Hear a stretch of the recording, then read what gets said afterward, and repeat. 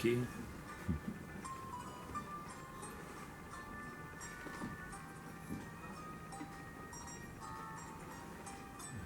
Deixa eu lá. Tá no público.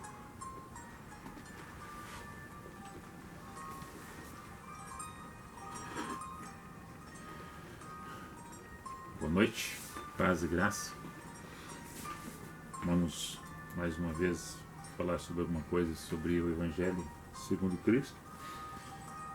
Jesus, o Cristo de Deus fora dos tempos. E eu vou ser bem sucinto no assunto, ser bem breve, porque nós temos vários assuntos já relacionados com esse mesmo tema e é um complemento dos assuntos que já nós abordamos e uma lembrança desses temas que já nós conversamos aqui, para trazer para vocês essas informações baseado no entendimento do Espírito da Graça revelado em nossos corações na pessoa de Cristo, no Evangelho simples conforme Jesus nos ensinou. E vamos ler um diálogo aqui entre Jesus com um dos seus discípulos no Evangelho de João, no capítulo 14, e o ver, e ouvir, e sentir a profundeza da sua mensagem em nossos corações. Ele primeiramente começa a preparar os discípulos, dizendo para que não ficassem perturbados, não turbassem os seus corações e crescem em Deus e crescem também nele. Que na casa de meu pai há muitas moradas, se não fosse assim eu já teria avisado, pois eu vou preparar lugar para vós. E se eu vou preparar lugar, virei outra vez e eu vos levarei para mim mesmo, para que onde eu estiver estejais vós também. São promessas. Mesmo vós sabeis para onde eu vou e conheceis o caminho. Disse-lhe Tomé: Senhor, nós não sabemos para onde vais. E como podemos saber o caminho? E Jesus diz: Eu sou o caminho, a verdade e a vida, e ninguém vem ao Pai senão por mim. Se vós me conhecesseis a mim também, conheceríeis o meu Pai. E já desde agora o conheceis, e tende-o visto. E disse Filipe: Senhor, mostra-nos o Pai, e é isso que nos basta. E Jesus fala: Estou há tanto tempo convosco, e não me tendes conhecido, Filipe. Quem vê a mim, vê o Pai. E como dizes tu, mostra-me o Pai? Não crês tu que eu estou no Pai e que o Pai está em mim? As palavras que eu vos digo, eu não vos digo de mim mesmo, mas o Pai que está em mim é quem faz as obras. Crede-me que estou no Pai, e o Pai em mim. Crede-me ao menos por causa das obras, ou das mesmas obras. Na verdade vos digo que aquele que crê em mim, também farás essas obras que eu faço, e ainda farás maiores do que estas, porque eu vou para o meu Pai. Agora nós vamos em Corinto, na segunda carta de Paulo aos Coríntios, no capítulo 3, no verso 12 a seguir. Paulo escrevendo à comunidade de Corinto, a igreja que estava em Corinto. A partir do verso 12, você pode ler todo o capítulo. Tendo, pois, tal esperança, usamos de muita ousadia em falar. E não somos como Moisés, que punha o véu sobre a sua face, para que os filhos de Israel não olhassem firmemente para o fim daquilo que era transitório, e era passageiro. A glória era transitória, era passageira. Mas os seus sentidos foram endurecidos, porque até mesmo hoje, era naquele tempo e no hoje, no presente momento, o mesmo véu está por levantar na lição da antiga aliança ou do Velho Testamento, o qual foi por Cristo abolido. E até hoje, quando é lido Moisés, ou seja, lido a Velha Aliança, o Antigo Testamento, o véu está posto sobre o coração deles, ou seja, de muitos ainda está posto esse véu sobre o coração. Mas quando se converterem ao Senhor, quando mudarem sua direção de raciocínio e pensamento, o véu vai ser tirado. Ora, o Senhor é Espírito, e onde está o Espírito do Senhor, aí há liberdade.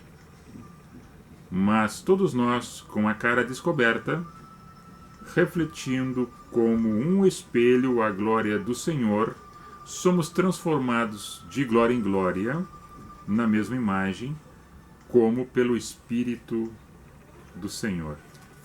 Então nós lemos duas passagens, de João 14 e Coríntios capítulo 3, a segunda carta, verso 12 a seguir até o 18. O que essa mensagem traz hoje para nós, no sentido de Jesus fora dos templos? Fora da tenda, fora do tabernáculo, fora do templo e fora da sinagoga. Jesus fora dos templos. Povo separado, eclésia, igreja separado, para fora. Jesus fora dos templos. O que nós temos nesse sentido espiritual é que Cristo veio consumir a lei e os profetas que narravam do Messias. E ele era o Verbo encarnado na presença real, física, espiritual na vida daqueles homens. Ele veio, cumpriu a lei, cumpriu os profetas, e isto se revela no monte da transfiguração, quando aparece o profeta Elias e Moisés, que Pedro vê, e imagina uma mensagem que vem para Pedro, a qual ele tem não discernimento humano, mas o Espírito revela para ele que era Elias e Moisés que estavam com Jesus transfigurado em luz, a qual Pedro diz que deveria fazer uma tenda. Querem que fazer uma tenda para Elias, para Moisés e para vós, Senhor? E aí vem uma voz do céu e diz: esse é meu filho a quem eu me comprazo. Ouve a ele. Ouve a ele. Então, simbolizando o Monte da Transfiguração, nós vemos a lei em Moisés se cumprindo na vida de Cristo. E nós vemos as profecias na figura de Elias se confirmando na vida de Cristo. Então, a lei e os profetas se confirmam na vida de Jesus. Quando Jesus consome o ato da sua morte na cruz, morte de purificação, de transformação, de libertação, de curas e milagres, remindo nós com seu sangue, lavando-nos, nos regenerando, nos dando o caminho, a verdade e a vida para chegar a Deus por intermédio dele. O véu do templo se rasga de cima a baixo, aonde no templo, no Santo dos Santos, o sacerdote entrava de uma vez ao ano. O sacerdote era um homem que era escolhido pelas tribos dos levitas para estar dentro ministrando oração e culto de adoração, em referência aos pecados dos povos que estavam do lado de fora do templo. E ele entrava e fazia essa libação, essa oração, essa oferenda. Entrava, só ele tinha esse acesso. A lei determinava assim. Agora, quando Jesus entrega e consome a sua morte de cruz, literalmente esse véu de cima a baixo é rasgado, dando-se livre acesso para que todo aquele que crê em Cristo tenha esse acesso direto com Deus por intermédio de Cristo, crendo na sua morte e na sua ressurreição. Termina-se a lei e os profetas na vida de Cristo. Se consome ali. E tudo para agora no momento exato de geografia, de CEP e de endereço, mas simplesmente eu e você sendo essa igreja ambulante, andando na terra e vivendo essa vida espiritual em Cristo. Jesus, quando caminhava às margens do mar da Galileia, e ali em Cafarnaum, em Jerusalém, muitos milagres, muitos atos ele fez e completou a vida de muitas pessoas no vazio espiritual, curando, libertando, ressuscitando dos mortos, dando vida aos moribundos, pregando o evangelho aos fracos e nécios e aquelas pessoas escravas no pecado, e sem entendimento. Agora estão cheias do amor, da paciência, da perseverança, transformadas nesse amor em Cristo, ouvindo a mensagem dele, o Verbo encarnado. Quem abriu seu coração, abriu seu entendimento, entendeu, creu e se transformou numa nova criatura. Não somente foi curado, como liberto e salvo. Tanto naquele momento, como depois e no antes dele. Porque ele resgatou no Hades. Ele vai lá e arranca as pessoas que estavam lá, libertando. Porque ele é o Cordeiro imolado desde o início dos tempos. Ele é o sacrifício vivo. Mas como as pessoas ainda não entendiam desde o tempo antes dele e no momento dele e depois dele ainda não creem, não entendem, ou fazem uma linguagem prefigurada em cima de algum escrito e transformam ela dentro de uma alegoria e não entendem a mensagem de Jesus. Como ainda vimos e observamos que em alguns lugares ainda traz a simbologia do Templo de Salomão dentro dos ambientes, e estão costurando o véu do templo de uma forma não física, mas de uma forma contrária àquilo que foi rasgado verdadeiramente, aquilo que foi liberto, rasgado, dando acesso. Os homens estão costurando de novo para trazer a velha aliança de novo para as reuniões congregacionais. E quando eu falo isso, eu não estou falando contra quem é judeu, contra aquele que tem a sua religião judaica. Não, eu estou falando de um entendimento dentro daquele que se diz cristão e usa a linguagem do templo, da antiga aliança, para que as pessoas ficam grudadas dentro de um regulamento, de um estatuto, de uma lei mosaica, andando ora com Moisés e esperando Cristo que já veio, como alguns esperam ainda. Jesus que já veio, que já cumpriu, e agora está em espírito e em verdade no seio e no coração das pessoas. Quando os fariseus perguntam para Cristo, Evangelho de Lucas, no capítulo 17, no verso 20, mostra-nos o reino, onde é que está esse reino que tanto fala, que lá é esse reino? E Jesus diz assim, tanto para eles, os fariseus, como os discípulos que estavam perto e junto dele. O meu reino se manifesta no meio de vós.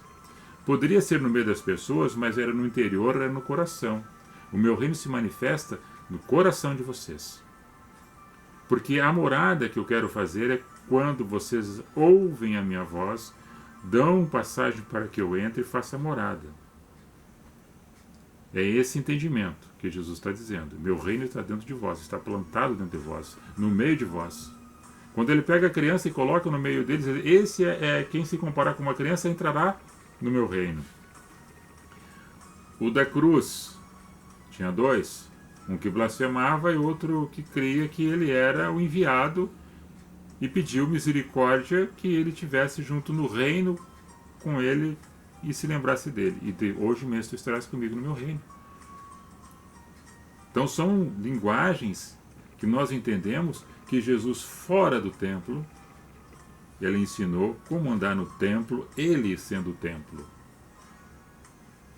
Quando nós falamos de nós sermos esse templo, é eu e você espiritualmente falando, edificado em cima de uma pedra, de um alicerce, de uma casa em construção, aonde Jesus é essa pedra fundamental.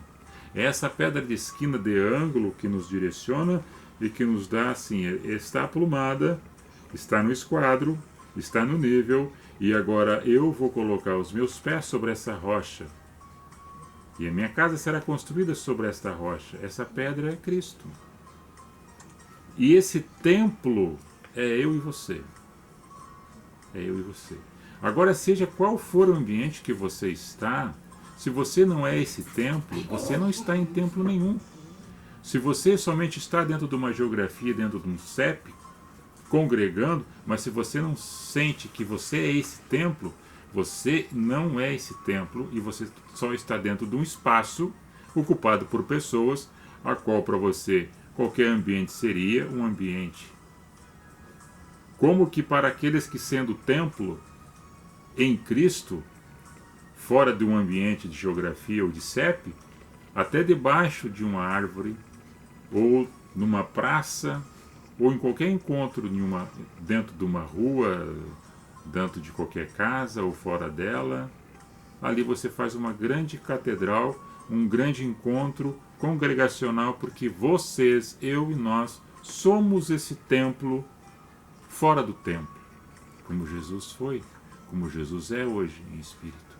Quando a gente compreende a dimensão da mensagem do Evangelho que nos é trazida e passou pelos séculos e os séculos e chegou até hoje, como muitas coisas que acontecem de forma errada, o pecado, o engano, a vaidade e a corrupção do gênero humano, que tem transformado a verdade, tentando distorcer a verdade, colocá-la ela em dúvida, tendo interpretações puramente da vaidade do ser humano, para cometer equívocos dentro da mente das pessoas, e as pessoas ficam emocionadas, ficam perturbadas, e não há uma regeneração completa. Mesmo que amanhã ou depois nós possamos estar errando, pecando, mas termos esse entendimento em Cristo, de que agora tu e eu, nós somos essa nova criatura e somos esse templo, fora de qualquer templo, porque Cristo habita nesse templo, que é o seu Espírito que habita dentro de nós, e assim reina o seu reino implantado dentro de nós. E quando esse reino é implantado dentro de nós, nós nos transformamos nesse templo, fora do templo. Porque é muito fácil estar dentro do ambiente e ser com as pessoas aquilo que as pessoas veem e notam em mim do comportamento que sou naquele local. Porque eu estou delimitado dentro de uma geografia. Agora, fora daquele ambiente congregacional, eu faço tudo ao contrário daquilo que de repente eu escutei, ou vivenciei, ou manifestei dentro do local. E deixo de ser templo fora do templo. Então, eu somente sou aquilo que Jesus falava diante daqueles mesmos fariseus, que eram os doutores da lei, que estavam constantemente dentro do templo, lendo os livros de Salmos, lendo os provérbios, lendo os livros de profecias, dos profetas, e dentro dos templos. Mas eram hipócritas, eles eram falsos. E Jesus lança no rosto deles que eles eram fariseus hipócritas, que eram conhecedores das Escrituras, mas não criam que ele era o Senhor, que se revelava nas Escrituras, e o que se cumpria na vida dele era o que estava escrito. E se eles crescem no que estava escrito, verdadeiramente alcançariam a vida eterna, porque o que se revela nas Escrituras era na vida dele que falava de Cristo. Então a cegueira chegou em muitas pessoas, como ainda tem a cegueira espiritual, que Jesus fala em Mateus 13, que mesmo que ouvindo, não compreendem, e mesmo vendo, não enxergam. Aí o poder de Deus tem que entrar e fazer esse movimento de transformação, de libertação e cura, para que assim sejam limpados os seus ouvidos e tirada a cegueira espiritual dos seus olhos, para que vejam e enxerguem, e ouçam e compreendam o que está sendo dito. E assim são abençoados e transformados em um novo ser. Como Paulo falou ali na carta, na sua segunda carta, escrevendo à comunidade de Corinto, no capítulo 3, a qual do 12 a seguir eu li, até o 18, que era dessa forma, que ainda havia um véu sobre os corações das pessoas, ou seja, o coração estava endurecido. Mesmo que estava lendo a lei de Moisés, ainda perseguiam a Moisés, não entendendo Cristo, que aquele véu já tinha sido tirado, porque o véu que tinha colocado sobre a cabeça de Moisés quando desce do monte com as tábuas da lei e a glória que estava nele, as pessoas para olhar para Moisés tinham que colocar o véu para não queimar os seus olhos, mas aquela glória era uma glória passageira. Agora, de glória em glória, entendendo Cristo na sua mensagem, foi estampado, foi tirado aquele véu do coração. Agora eu entendo esse evangelho, essa nova notícia, essa boa nova que me foi contada, e essa glória que vem em mim através do Espírito Santo, de glória em glória, reflete nas outras pessoas e passa de um para com o outro. E essa glória, ela é permanente, ela não é transitória. Porque Cristo se faz presente no templo, que é o edifício espiritual da nossa, da minha e da tua vida. E eu estou falando aqui para as pessoas cristãs, aqueles que ainda estão buscando entender esse Evangelho de uma forma simples, como é o Evangelho. Então, a mensagem era essa, como eu disse que seria não muito extensivo, curto, sucinto e preciso e objetivo dentro desse tema. A lei se cumpre em Cristo. As profecias se cumprem em Cristo. O véu foi rasgado de cima a baixo. E foi dar livre acesso através dele para que conheçam a Deus. Quem vê a ele, vê Deus. E agora, como é que a gente consegue entender isso? Tendo a mente de Cristo. Tendo a mente de Cristo, nós olhamos para as pessoas para que vejamos Deus nas pessoas. Os frutos que as pessoas produzem na sua caminhada pela graça recebida através do Espírito Santo brotam na sua existência, nos seus caminhares, nos seus lugares que passam, brotando esses frutos. E através desse fruto eu conheço essa árvore, a procedência dela. E sabendo a procedência dela, eu entendo que frutos bons produzem árvores boas e frutos maus produzem árvores más. Então, quando nós somos limpos, João 15 fala, quanto mais limpo é essa árvore, eu estou podando, estou limpando, mais frutos eu vou produzir. Porque esse é o que acontece com o homem e com a mulher quando é limpo pela palavra. E estando enxertado em Cristo, produz. Não estando, não produz. Ele é a videira verdadeira. A sua seiva, que é o Espírito, entra nos ramos secos, que somos nós, e começa a produzir frutos. Porque dá vida. Porque em Cristo nós temos vida. Em Cristo nós conseguimos produzir frutos. E isto não é baseado dentro de uma geografia. Mas nós, templo fora do templo, como Jesus fora do templo, ensinou, caminhou, palmilhou, visitou, encontrou, e as pessoas se encontraram com ele, fora do templo. Ele sendo a coluna, a pedra fundamental, a pedra de esquina, a pedra de tropeço de muitos, porque ainda não criam nele. E ainda diz, quem chocasse com ele se desmancharia, e sobre a pedra que caísse, em cima viraria em pó. Ele é essa pedra do fundamento do templo espiritual da minha vida e da tua vida. É Jesus, o Cristo de Deus, fora dos templos, mas dentro dos corações. E nós com Cristo dentro dos corações, você dentro ou fora, é este templo. É essa igreja viva, espiritual, falando, sem uma denominação, sem um nome específico, simplesmente cristão. Simplesmente cristão, com a bandeira do Evangelho em Cristo. Deus abençoe a cada um de nós, a cada um de vocês. Um excelente e abençoado final de semana para todos. Que Deus dê muita saúde, muita paz, muita sabedoria. Que Deus conforte os corações das pessoas que estão enlutadas e fortaleça aqueles que estão cansados. Que dê sabedoria àquele que está confuso.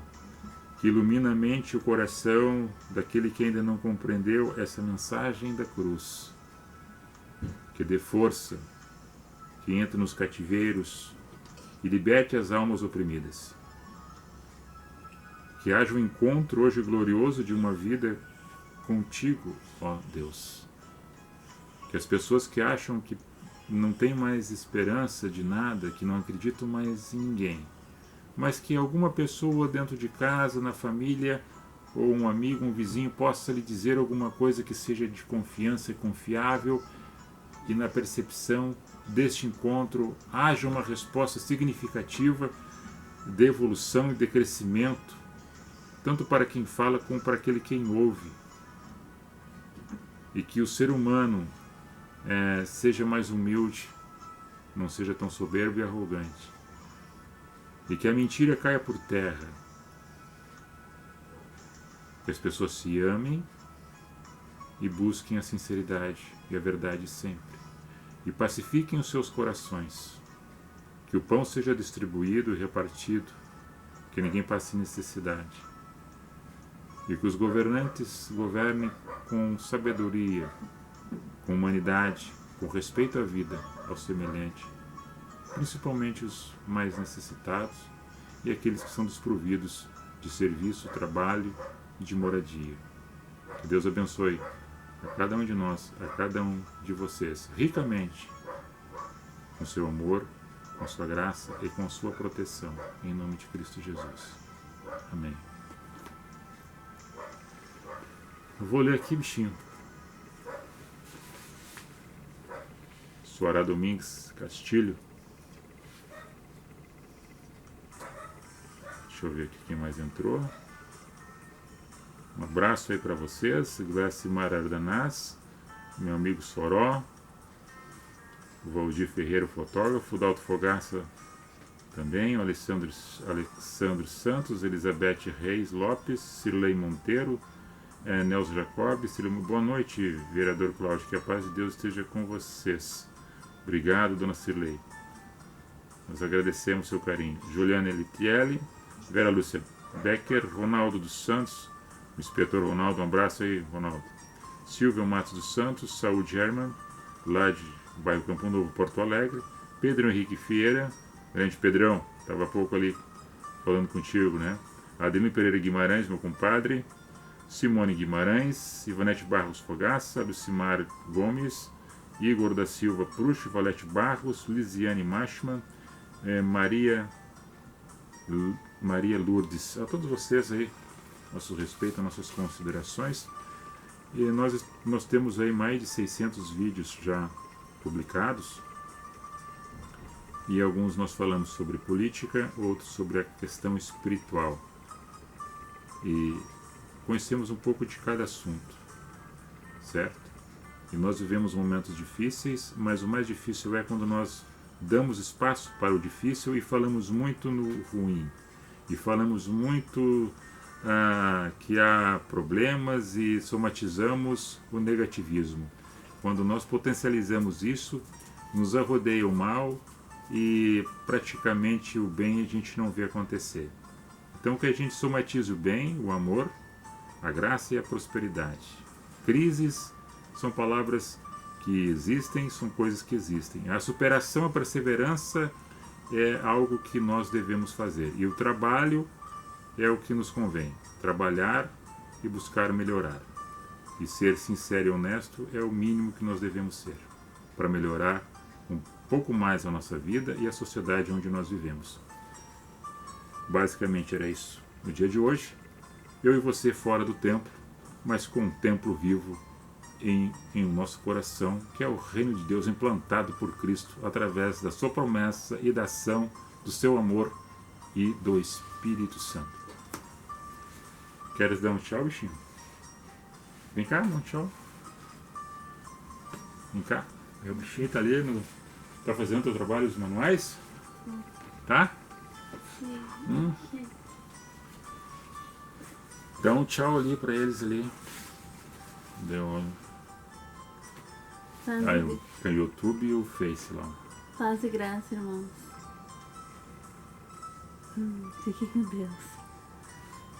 Quer complementar o que eu falei ou não? Sobre o templo, vida fora, dentro do templo, Jesus, fora do templo, o Cristo de Deus, entendendo ele fora e como nós fora, sendo esse templo vivo, caminhando fora e sendo igreja viva. Os frutos no caminho, né? O abraçar, Correto. o acolher. Coisa simples, né? Simples na vida de Cristo. sem o reteté, sem o misticismo, sem o paganismo, sem promessas infundadas que, se nós quiséssemos fazer alguma coisa para provar a Deus um sacrifício de subir ou descer morro, ou de quantas quinta ou uma semana toda de penitência, nós estaríamos anulando o sacrifício vivo de Cristo da morte de cruz. É difícil de você entender isso? É difícil? Não é. Então é dentro da simplicidade do Evangelho, da maneira simples que Cristo viveu, morreu e vive para todo sempre. Foi Ele que morreu, foi Ele, o sacrifício vivo, Ele que nos ensinou a andar no caminho. Nele é o começo, o meio e o fim. E Jesus pregou o amor, né? O amor é o caminho a seguir. É amar as pessoas com suas qualidades, seus defeitos. Cada um tem suas ideias, mas entendendo ela nas suas fraquezas, sabendo que ninguém é perfeito, isso. Ajudá-la nas suas superações, que sempre é um caminho melhor a ser andado, a ser buscado. Há um momento de esperar, um momento de avançar e recuar, mas nunca desistir. É isso. Paz e graça. Muito carinho de Deus nas nossas vidas, né? Que a gente é dependente dele. Amém. Shalom. Goodbye.